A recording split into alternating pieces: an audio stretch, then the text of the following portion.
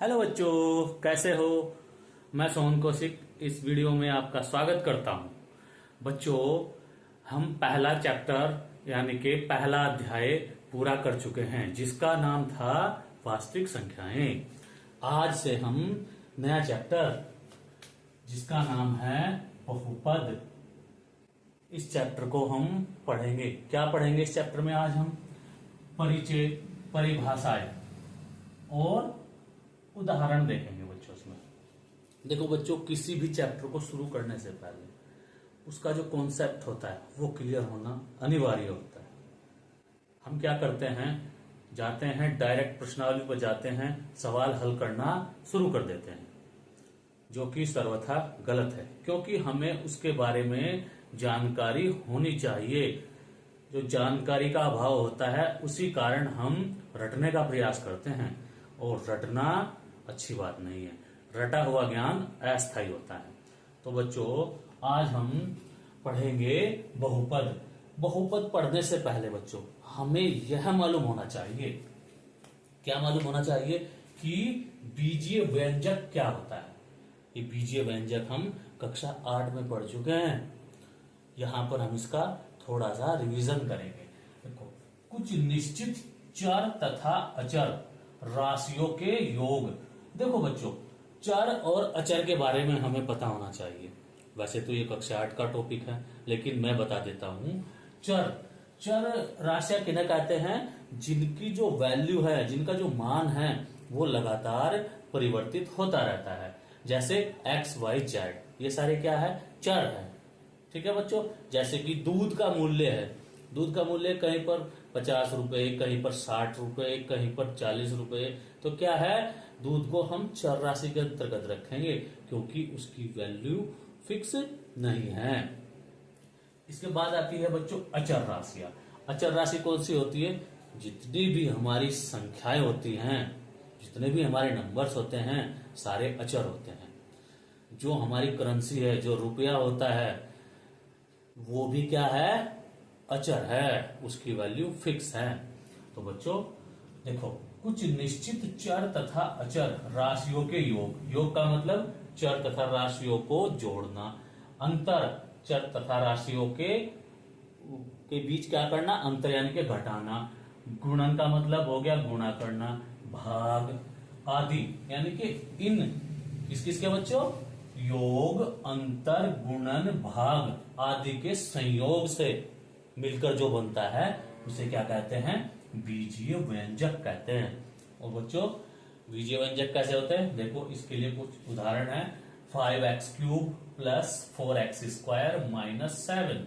दूसरा एग्जांपल है 7x² minus 3x plus 1, 9x² 8x आदि।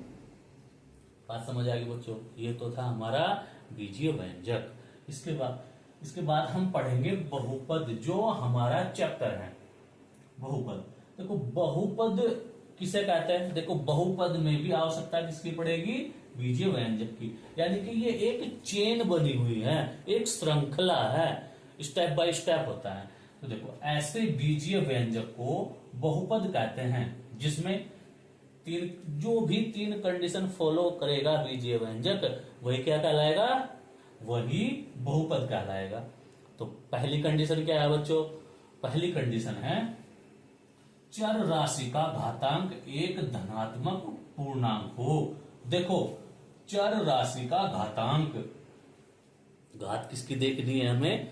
चर राशि की देखनी है। अचर की पावर, अचर की घात नहीं देखनी हमें। देखो, चर, यहां पर देखो चर x है, पावर कितनी है? 3, 2, यहां 2, 1, 2, 1। और कैसी है बच्चों? ये धनात्मक है, पॉजिटिव होनी चाहिए, प्लस में होनी चाहिए, माइनस में नहीं होनी चाहिए। दूसरी बात, पदों की संख्या निश्चित सीमित हो, यानी कि पद निश्चित होने चाहिए, वो काउंट होने चाहिए। ऐसे नहीं कि डॉट डॉट डॉट डॉट हो गया, अनंत तक हो गया, वो बहुपद नहीं कहलाएगा। जैसे कि देखो, इसमें 1, 2, 3 पद हैं। 1, 2, 3, 3 हो गए, इसमें एक पद हो गया, एक पद इसमें हो गया। तो इसका अर्थ क्या है कि पदों की संख्या क्या है? इसमें निश्चित है। अब देखो बच्चों, तीसरी जो कंडीशन है क्या होती है, प्रत्येक पद में चर राशि का गुणांक एक वास्तविक संख्या हो। यानी कि चर राशि के साथ में जिस भी अंक की गुणा होगी, संख्या की गुणा होगी, वो कैसी होनी चाहिए, वास्तविक संख्याएं होनी चाहिए। और बच्चों वास्तविक संख्याओं के बारे में हम पहले पूरा चैप्टर पढ़ चुके हैं।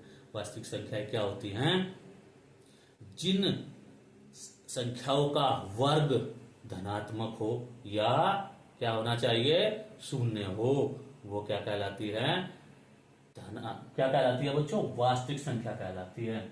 यानी कि वास्तविक संख्याओं में माइनस वाली, प्लस वाली और जीरो, ये सब मिलकर क्या बनता है, वास्तविक संख्याएं बनती हैं। देखो चर राशि का गुणांक एक वास्तविक संख्या हो। यहां पर देखो चर राशि एक्स क्यूब है, एक्स स्क्वायर है, एक्स क्यूब का गुणांक 5 हो गया, एक्स स्क्वायर का गुणांक 4 हो गया, एक्स स्क्वायर का गुणांक 7 हो गया, एक्स का गुणांक -3 हो गया। देखो माइनस आ गया ना, यहां पर एक्स स्क्वायर का गुणांक 9 है और एक्स का गुणांक 8 है। ये तीनों कंडीशन समझ आ गई होंगी बच्चों। इसके बाद देखो उदाहरण देखेंगे हम किसका, कि बहुपद किसे कहते हैं, यानी कि बहुपद कौन सा है। ये जो मैंने एग्जाम्पल लिखे हैं 3, ये बहुपद के एग्जाम्पल हैं।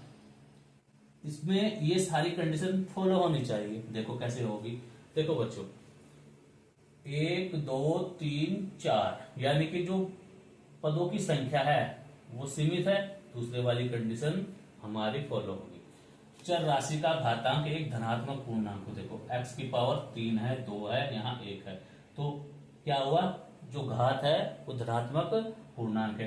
पहली कंडीशन भी हमारी पूरी होगी। इसके बाद प्रत्येक पद में चर राशि का गुणांक एक वास्तविक संख्या हो। तो देखो यहाँ पर एक्स क्यूब का गुणांक 1 है, एक्स स्क्वायर का गुणांक 2 है, एक्स का गुणांक 3 है।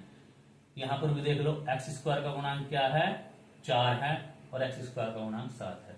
यानी कि वास्तविक संख्या ही है गुणांक किसका, चर राशि का। अब देखो बच्चों एक एग्जाम्पल लिया है हमने इसमें, और x square minus 1/x square ले लिया। ये बताओ बहुपद है या नहीं, नहीं होगा। वैसे तो हम इसके बारे में कक्षा 9 में भी डिटेल में पढ़ चुके हैं, चलो कोई बात नहीं।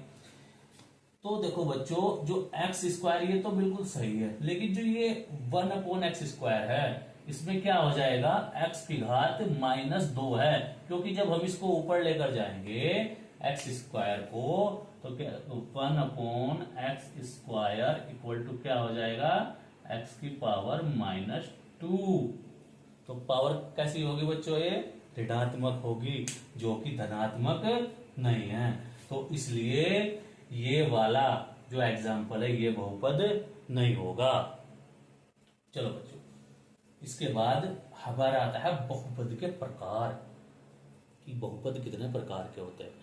देखो एक पदी, अर्थात जिस बहुपद में एक पद होगा उसे क्या कहेंगे, एक पदी। देखो एक पद है 8x 9x स्क्वायर, एक पद क्या हो गया है, एक पदी हो गया। 7x स्क्वायर ये भी एक पदी हो गया। इसके बाद आता है द्विपदी। द्विपदी किसे कहते हैं, द्वि माने दो, पदी माने पद, जिस व्यंजक में क्या होंगे, दो पद होंगे वो द्विपद कहलाएगा। देखो इसमें द्विपद का उदाहरण है, ये देखो ये रहा 4x स्क्वायर -5, एक और एक दो पद हो गए, ये क्या हो गया, द्विपद हो गया। इसके बाद आता है त्रिपद। त्रिपदी, त्रिपदी किसे कहते हैं, जिसमें 3 पद होंगे, 1 2 3 त्रिपदी, 1 2 3 त्रिपदी। यहां पर चलो वही 2 एग्जाम्पल काफी है त्रिपदी के लिए, समझ आएगी बात बच्चों। इसके बाद आता है शून्य बहुपद। शून्य बहुपद किसे कहते हैं, सभी पदों के गुणांक शून्य होते हैं, यानी कि जितने भी पद होंगे उसमें उनके सारे गुणांक क्या होंगे, 0 होंगे, तो उसे क्या कहेंगे, शून्य बहुपद कहते हैं। ठीक है बच्चों। इसके बाद आता है बहुपद की घात। बहुत इंपॉर्टेंट है बच्चों, एक नंबर में सवाल आ जाता है कि बहुपद की घात लिखिए, कुछ नहीं करना होता, बहुत आसान है। क्या है, देखो बहुपद की घात कैसे निकालते हैं हम, जो भी हमारे पास बीजीय व्यंजक है यानी कि बहुपद है, उसमें जो भी चर राशि दी गई है उसकी मैक्सिमम अधिकतम घात पावर जो होगी उसे क्या कहते हैं, बहुपद की घात कहते हैं। यहां पर देखो बच्चों, x की पावर 3 है, x की पावर 2 है, तो मैक्सिमम क्या होगी, x की पावर 3 होगी, तो बहुपद की घात कितनी होगी, 3 होगी बच्चों। ऐसे ही यहां पर x की पावर 2 है और यहाँ x है, तो बहुपद की घात 2।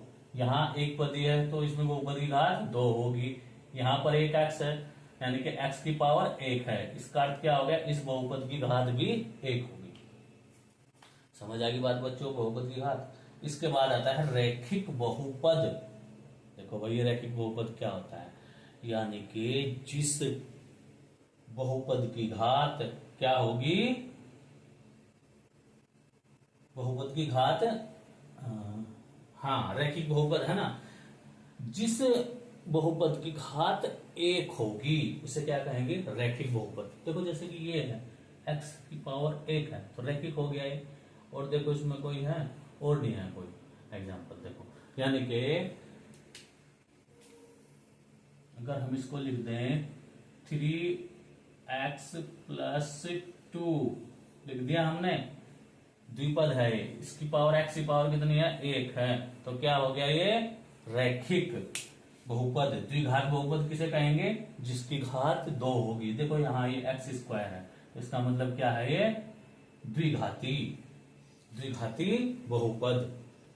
इसके बाद आता है हमारा, ये भी देखो द्विघाती है, पावर 2 है, त्रिघाती, त्रिघात बहुपद, यानी कि त्रिघाती बहुपद क्या कहेंगे, जिसकी घात कितनी होगी, 3 होगी। देखो बच्चों इसकी पावर कितनी है, मैक्सिमम 3 है, त्रिघाती हो गया। इसकी मैक्सिमम कितनी है, 2, द्विघाती हो गया। ये द्विघाती है, त्रिघाती, देखो ये त्रिघाती है, ये द्विघाती है, ये द्विघाती है, ये तो बहुपद ही नहीं है। समझ आएगी बात। इसके बाद देखो बच्चों आता है बहुपद के शून्यंक। ये इंपॉर्टेंट है बच्चों। देखो बहुपद के कम से कम कितने शून्यंक हो सकते हैं, जितनी बहुपद की घात होगी, यानी कि बहुपद के जितने पावर होगी उतने ही उसके क्या होंगे, शून्यंक होंगे। जैसे कि ये पावर 3 है, त्रिघाती है, तो इसके मैक्सिमम शून्यंक कितने हो सकते हैं, 3 हो सकते हैं। यहां पर ये द्विघाती है, इसके शून्यंक 2 हो सकते हैं। यहां पावर कितनी है, 2 है, इसके शून्यंक भी 2 होंगे। यहां पावर 1 है तो इसका शून्यंक क्या होगा, 1 होगा। ठीक है बच्चों, नोट करो।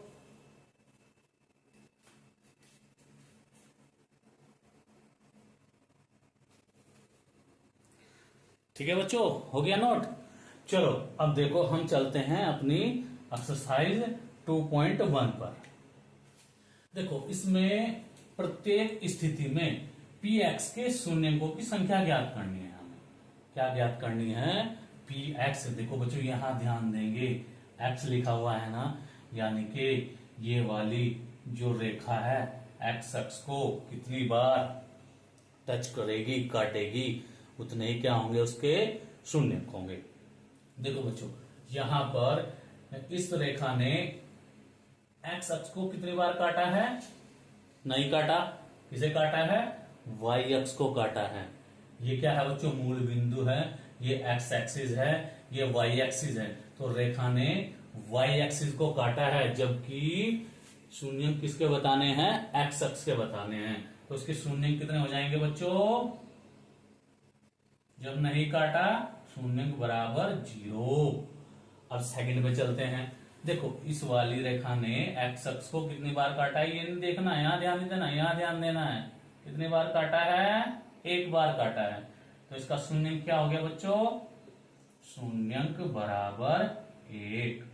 अब इधर ध्यान देंगे, यहां देखो ये वाली रेखा x अक्ष को कितनी बार काट रही है, 1 2 3, 3 बार काटा है ना, तो शून्यंक कितने हो गए, शून्यंक बराबर 3 हो गए बच्चों। फोर्थ पे चलते हैं। यहां देखो 1 और 2, एक्स एक्सिस को 2 बार काटा है, तो शून्यंक बराबर 2। यहां देखेंगे 1 2 3 4, 4 बार काटा है ना एक्स एक्सिस को, तो शून्यंक कितने हो गए बच्चों? शून्यंक बराबर 4। ऐसे ही यहां ध्यान देंगे 1 2 यानी कि 1 2 3, केवल 3 बार एक्स एक्सिस को टच किया है, तो इसके शून्यंक कितने हो गए? शून्यंक बराबर 3। समझ आया बच्चों? नोट करो जल्दी से।